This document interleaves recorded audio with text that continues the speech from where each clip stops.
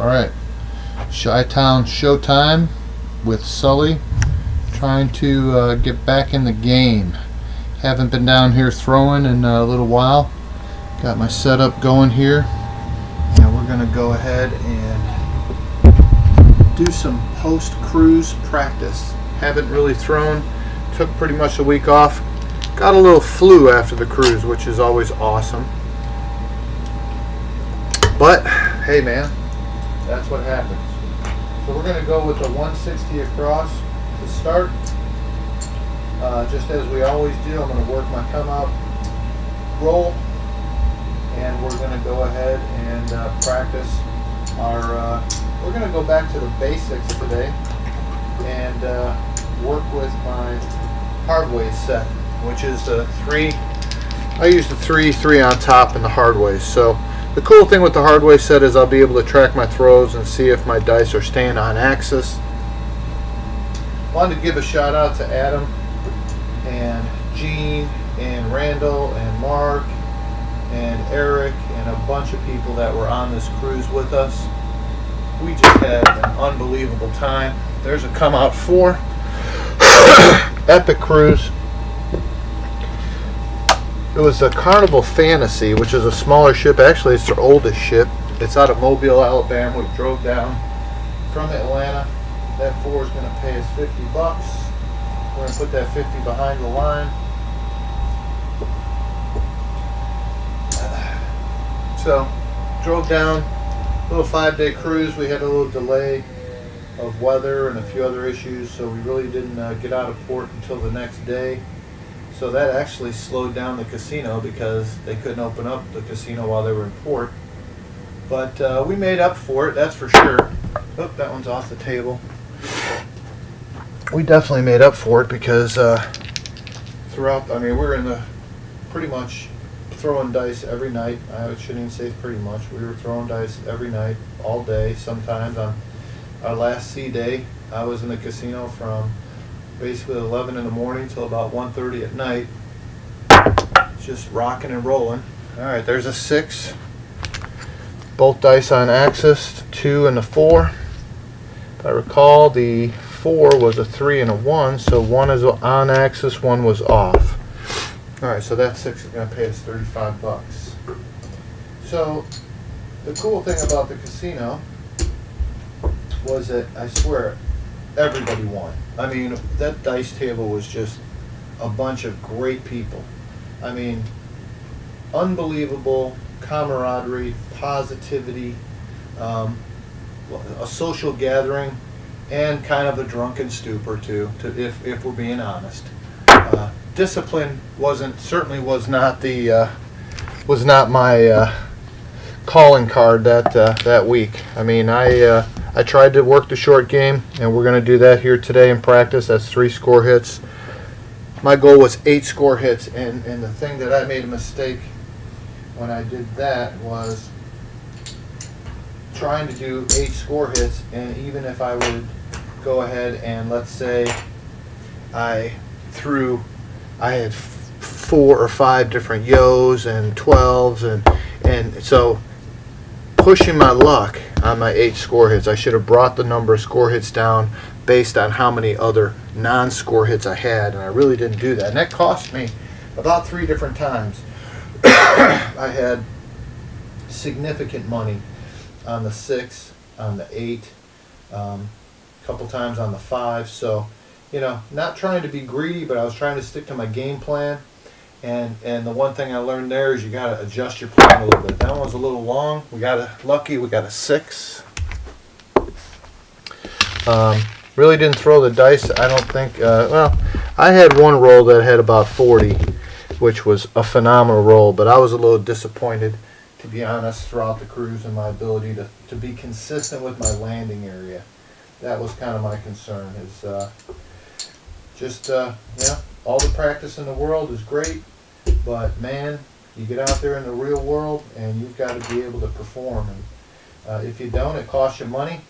It cost me a little bit, but like I said, all in all, we did well. I mean, the cruise didn't cost that much, but net, out of the drinks, which frankly were free, the money that we spent in Cozumel, which is about $500,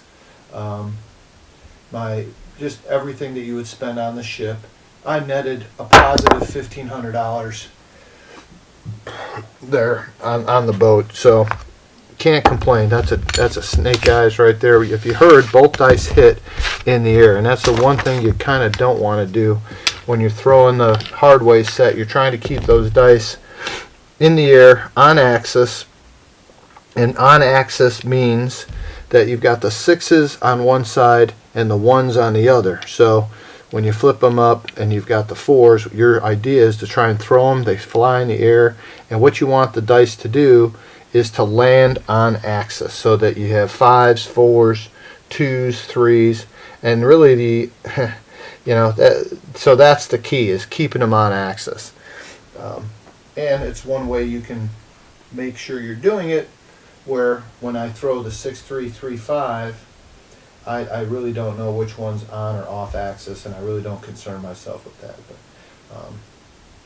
I've been doing the Bone Tracker hardware or software, and it kind of helps you to know what you're doing there. So there's a yo. So there's 2 non-score hits now out of 1, 2, 3, 4, 5, 6 throws. 4 score hits, 2 non-score hits. We're still going to stick with 8 here. But like I said, the one thing that I made a mistake on the cruise a couple times was not paying attention to that, because if I want to work the short game, I also have to pay attention to the number of rolls. We all love to think we can roll 30 times every time, and frankly, that would be great if we could. But the reality is, if you're trying to win money consistently, you've got to be able to get in and out. There's a 5, and both are on axis. That's a Michael Jordan 23 right there. On axis, good roll. That 5 is going to pay me, because I pay me $70 for 50. We'll make it 100. And we're still, so we've got 1, 2, 3, 4, 5, 3 more score hits, and we're out of the game.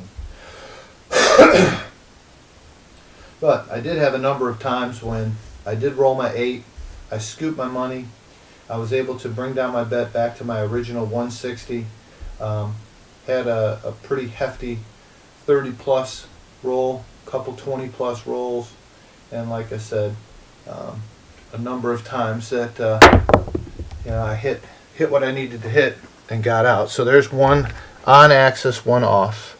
That's a 5, another 5. That's going to help us out. Beautiful thing is, if you can hit the same number a few times, man, that just improves your money. So that's 100, so that pays 140. All right, so the 5 goes to 200. And then we'll pump it 40. 1, 2, 3, 4. All right.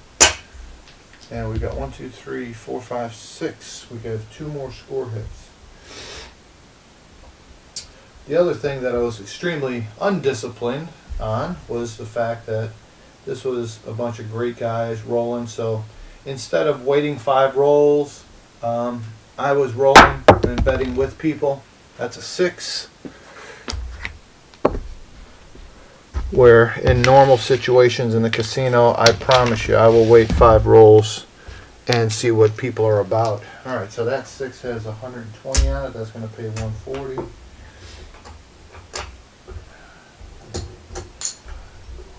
All right, so we've got 1 more roll, and I'm going to have a $240 6.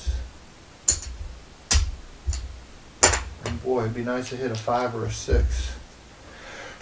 So normal situation in the casino, I will not bet on people until I have 5 rolls. Now I do use, and I did use on the cruise, a little hedge bet where I'll throw a don't come bet. And a 5, boom, there we go. There's our 8th score hit, 3rd 5. That's going to pay us very, very well. So that 5 with $200, $200 pays $280, I think, if I'm not incorrect. 50, 75, 80. All right, so I'm bringing my bets down, give you an idea what I've got here.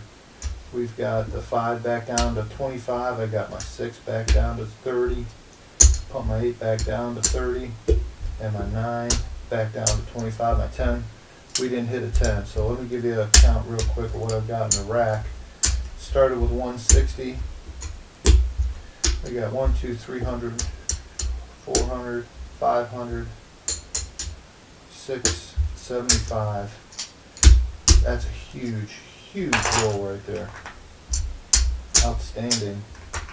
Outstanding equity on those rolls. So that's almost, I would say, just about max equity that I've done on 8 rolls. That's just phenomenal. So that's awesome.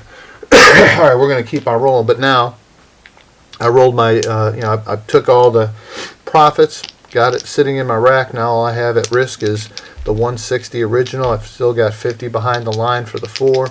My $10 pass. So we've got money out there, but now we've disciplined ourselves, taken the money from the casino, done a good job of maximizing our equity, and now let's see what we can do as far as continuing to roll. Now, if I hit my point, at this point I will not work my come out throw because I'm past my 8 rolls. We're putting myself now at a little bit more risk.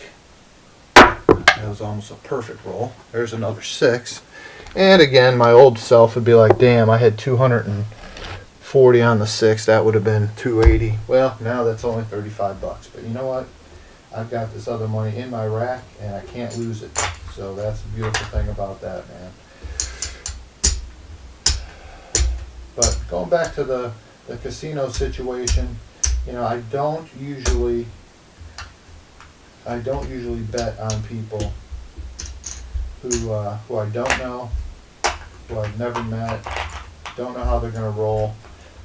But what I have done, and it's kind of fun, it's a little risky as well, is I've thrown a hedge out where I'll throw 75 bucks on a do not come, hopefully, and that's after their first come out roll, and then hopefully don't roll a 7, because if they roll a 7 you lose that money. And what that does is it helps to kind of hedge your bet if they 7 out before they hit their score hit or their point. All right, here we go. Let's get that 4. Yep, there's snake eyes again. If you want to learn more about that, and I watched a YouTube video, how to turn $300 into $4,000. If you check that one out, the dude goes over pretty in depth how to do this bet. I've done it at the casino. I've done well with it. I did it on the cruise, and no bullshit, the first 5 times I did it, there's a hard 8. The first 5 times I did it, the guy threw a 7 first roll. And Sergey, which is the pit boss, that we've been on a cruise, my brother and I have been on 3 cruises together, different boats. This guy has been in the casino, him and his wife, every cruise. It was uncanny. He said, man, I've never seen that happen before. And frankly, it's never happened to me. So, yeah, that's how I started the cruise. That, and the first time I threw with my working my come out roll, I threw a 7. So, that's going to happen. You're going to have to work through those kind of challenges. Wow, where'd that one go? Back in here. What's it say? It says off the table. It was back under. So, you work through those things, and it is what it is. And I did, and prevailed. But we spent hours and hours in the casino because it was my brother and I. My wife didn't make it, so didn't have anything better to do. Didn't have to go to shows. That was a 12. Just went and had fun, and just did exactly what we wanted to do. So again, in the casino, I'll go ahead and bet after 5 rolls, and I'll usually only bet the 6 and the 8, and I'll start at 30 and work my way up. That's a good throw. And that's a 7, unfortunately. Now, see, that's 7. Both of those dice were on axis. So the problem with this situation and why I've switched over to throwing the 6-3-3-5 is that there's two ways if you keep your dice on axis to throw a 7, and that's 5-2 and 3-4. Happens, whatever, it's all good. So let's count them up. 1, 2, 3, 4, 5, 6, 7, 8, 9. That's 10 score hits and 4 non-score hits. So 14 rolls.